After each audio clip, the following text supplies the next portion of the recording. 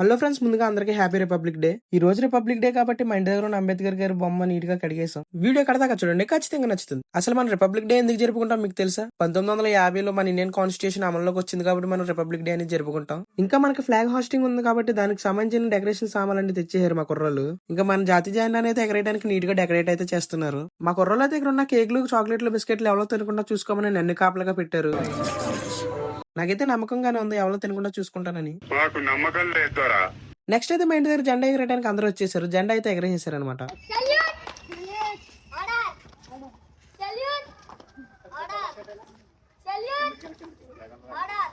అంతేకాకుండా వచ్చిన చిన్నపిల్లల వాళ్ళ లిటిల్ వాయిస్ తో చిన్న పాట అయితే పాడారు.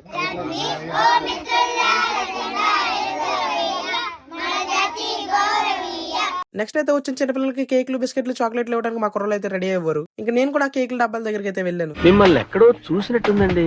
అసలు నాకు వెళ్ళి అడగకుండానే ఈశ్వర బ్రో నాకు కేక్ ఇచ్చాడు తినమని.